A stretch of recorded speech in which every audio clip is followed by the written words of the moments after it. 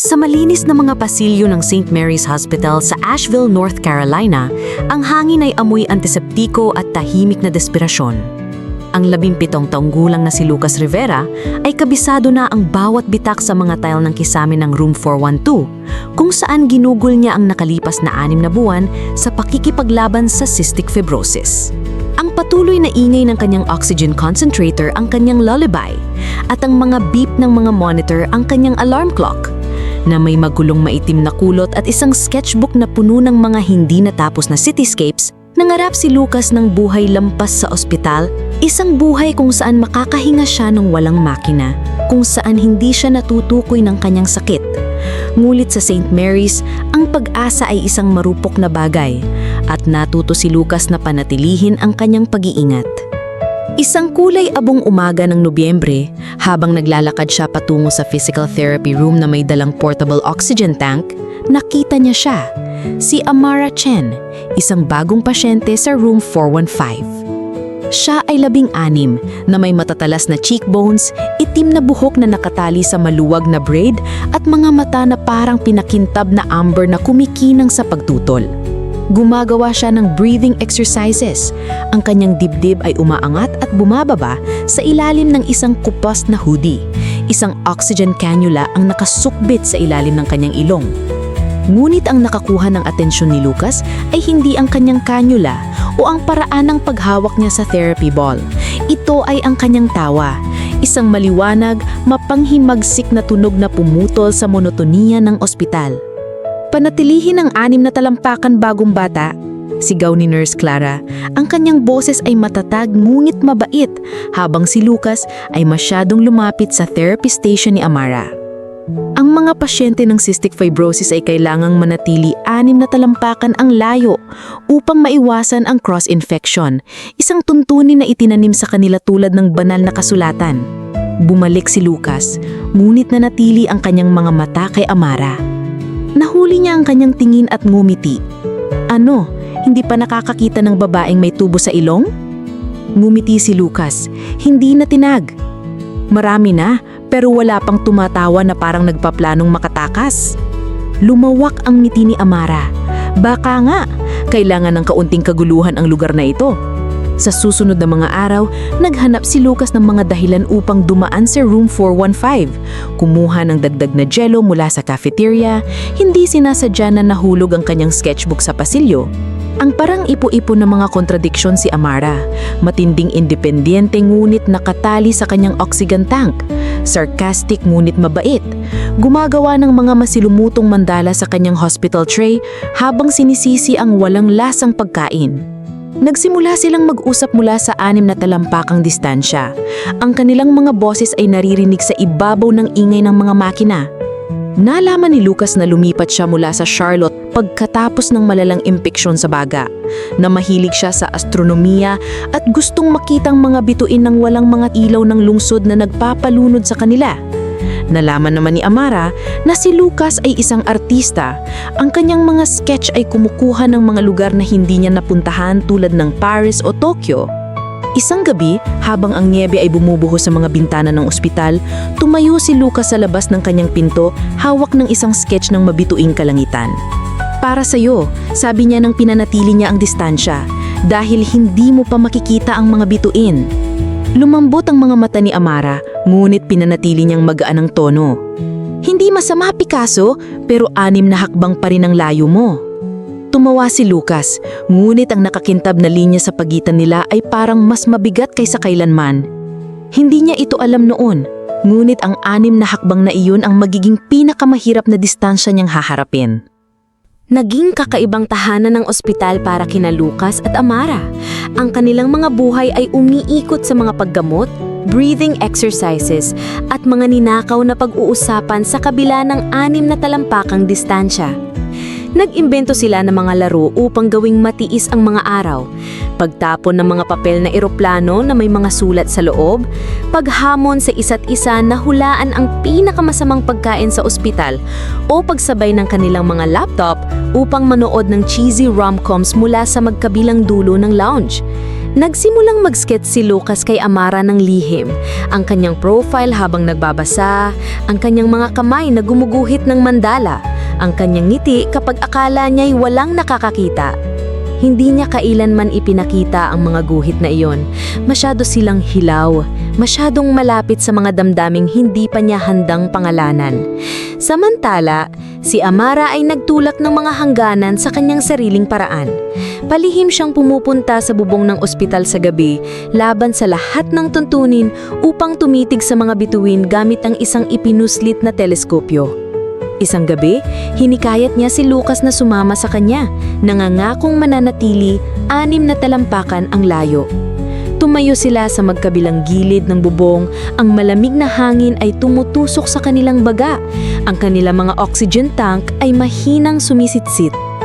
Ang mga bituin ay malabo, natabunan ng mga ilaw ng Asheville, ngunit ang mukha ni Amara ay nagliwanag na parang nakikita niya ang universo mismo. Naisip mo na ba kung anong nasa labas nito? Tanong niya.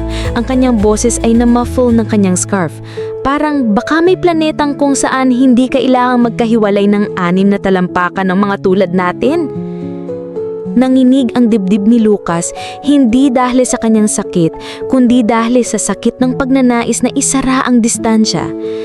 Masaya na ako sa planetang makakahinga tayo ng walang mga ito, sabi niya. Tinapik ang kanyang kanyula. Tumawa si Amara ngunit ito ay nauwi sa ubo, matalim at nakakapanghina. Likas na humakbang si Lucas, pagkatapos ay natigilan. Ang 6 na talampakang tuntunin ay parang tanikala. Okay ka lang? Sigaw niya, ang kanyang boses ay puno ng pag-aalala. Kumaway si Amara, hinintay na makahinga muli.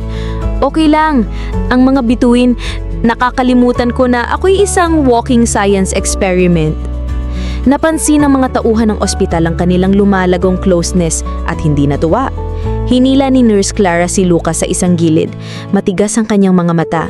Alam mo ang mga tuntunin, Lucas, 6 na talampakan, palagi, pinapahamak mo ang buhay niya at ang sayo.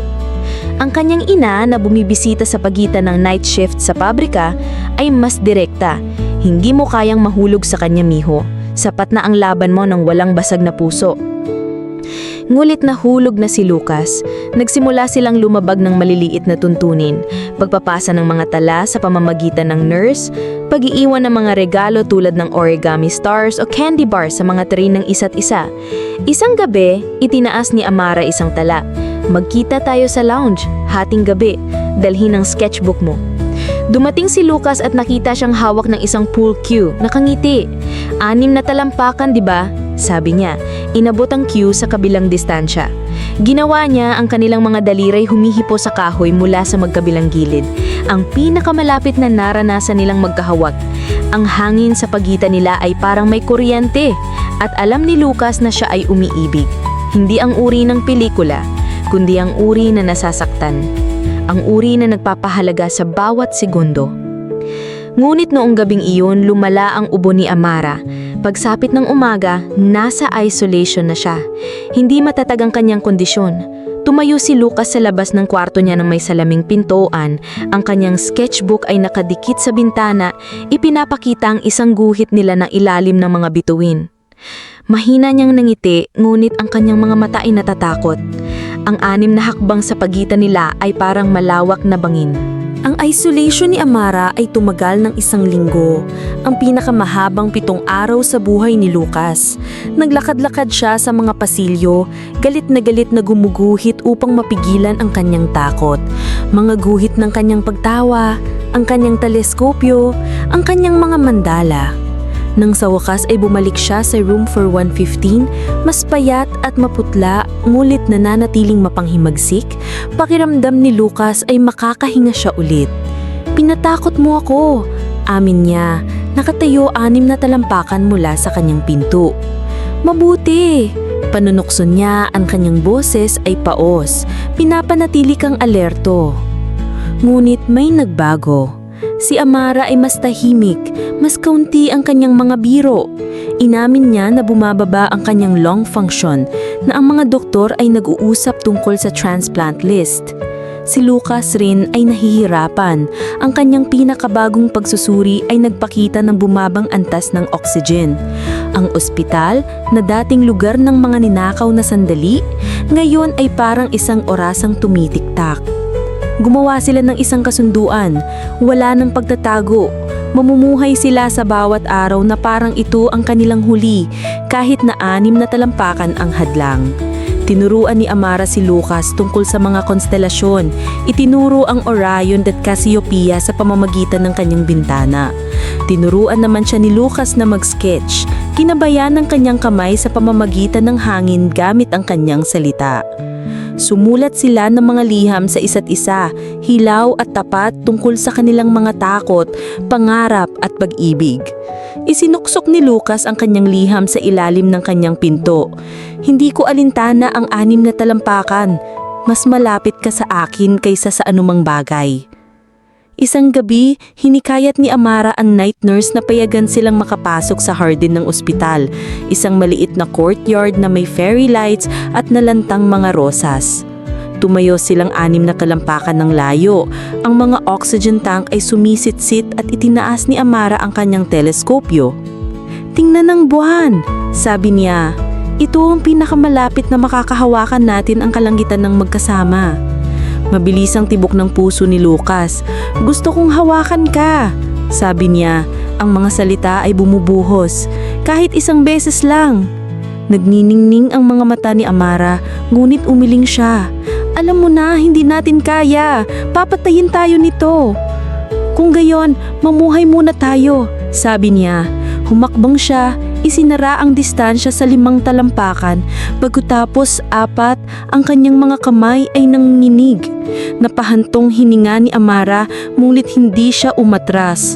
Sa 3 talampakan, ang hangin sa pagitan nila ay parang may kuryente. Buhay na buhay sa lahat ng hindi nila masabi. Ang boses ni Nurse Clara ay pumutol sa gabi. "Lucas, tumigil ka!" Ngunit hindi niya alintana. Itinaas ni Amara ang kanyang pool cue, ang parehong isa mula sa lounge, at idinikit ito sa kanyang dibdib. "Ito ang pinakamalapit na makakaya natin," bulong niya. Ang mga luha ay dumadaloy sa kanyang muha. "Mahal kita, Lucas. 6 na hakbang o wala." Idinikit niya ang kanyang kamay sa cue. Ang kanilang daliri ay ilang pulgada lang ng layo at tumango. "Mahal din kita." Kinabukasan, bumagsak ang kondisyon ni Amara. Isinugod siya sa ICU at si Lucas ay tanging makakatingin lamang sa pamamagitan ng bintana habang ang mga makina ay lumalaban upang panatilihin siyang buhay. Gumuhit siya ng isang huling sketch para sa kanya, isang mabituining kalangitan na may 2 figurang magkahawak-hanay, walang distansya sa pagitan nila.